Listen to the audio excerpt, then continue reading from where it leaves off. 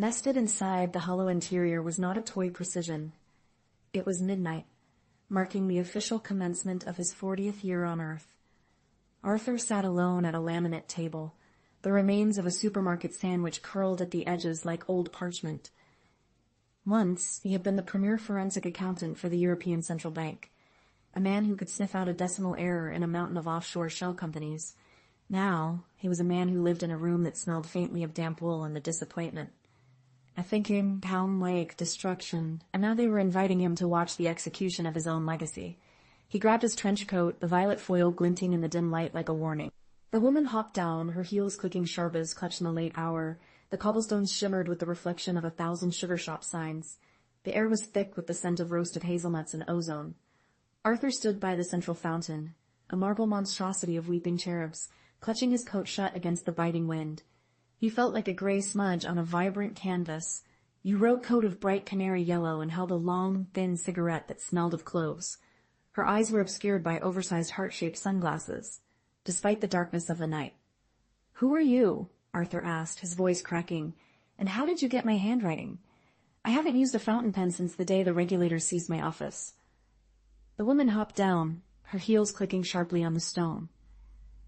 "Names are such heavy things, don't you think? Lamb's cap'n amazing the pice to gave, Curry's company tensible way. He gave to the bled and benign days, Bathory's, training to the bises craning wave in the plants raise ovaries, something takes in the book." He bolted down a narrow alley, his lungs burning as he navigated the labyrinth streets of the old quarter. The city felt different tonight, more theatrical, as if the buildings themselves were made of gingerbread and spite. He turned a corner and nearly collided with a giant spinning display of rock candy in a shop window. He stopped, gasping for air, and saw it. A small strip of violet foil tucked into the iron scrollwork of a bakery jotter. A heavy striped porcelain club swung through the glass, followed by a man wearing a mask made of hardened sugar. The marzipan men had arrived. The baker reached under the counter and pulled out a heavy rolling pin made of solid brass.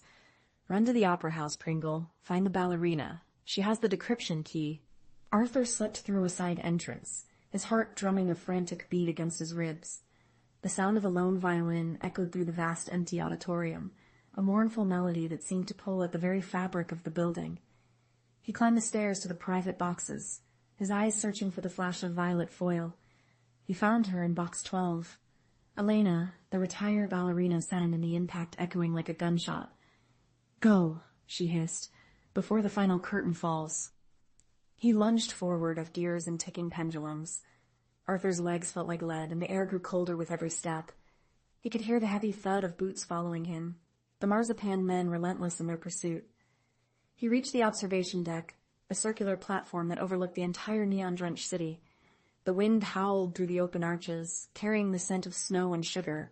Standing by the massive central gear was a man in a suit of deep chocolate brown. He was tall and thin, with fingers that seemed too long for his hands. This was the nougatier said. He leaned forward, not for the nougatier, but for the massive mainspring of the clock. He jammed the silver locket into the delicate teeth of the gears. There was a horrific grinding sound, a shower of sparks, and then a deafening crack. The great clock, the heartbeat of the city, shuddered and came to a grinding halt.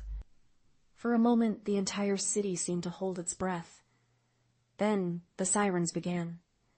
Not the sirens of the police, but the emergency alarms of the financial district.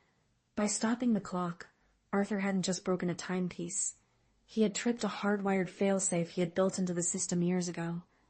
A failsafe that triggered an automatic audit of every connected account if the central server, hidden beneath the tower, lost at the Sasons, who seemed unsure of whether to shoot him or flee. He descended the stairs, leaving the wreckage of his former life behind. As he stepped out into the cool morning air, the first rays of dawn